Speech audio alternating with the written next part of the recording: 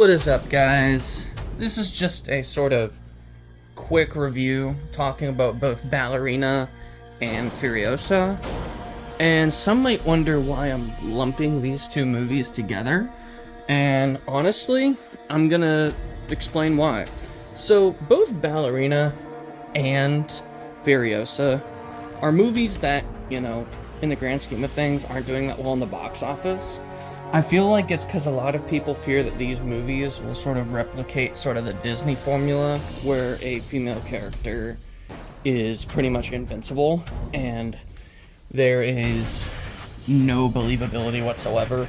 It's sort of like, when the everyman character goes into a room and kills everybody just because he's the everyman. I honestly think that's kind of sad and tragic.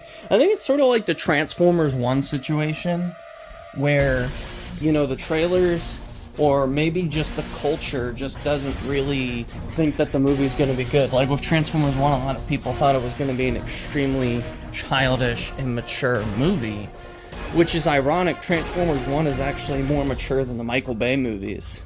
Even though the Michael Bay movies are supposed to be more gritty and realistic, Transformers 1 is more comic accurate, at least to the IDW and aligned continuities. Away from the Transformers rant, I've seen both Ballerina and Furiosa in theaters, and I think they have a lot of things in common. You have a character who's like a side character, or even a character who's not in the original movies, and you sort of have the original character make a cameo, although the cameo in Ballerina was way better than the one in Furiosa. Like in Furiosa, Mad Max appears for like a second. Just one fucking second. But with Ballerina, John Wick actually plays somewhat of a role in the movie. He's not the star of the movie. No shit, Sherlock, but he's there. And I'm gonna say both of these movies are extremely believable. It's like you can see that both Eve from Ballerina and Furiosa from Furiosa, they both go through a lot of shit that most people would be like, oh fuck.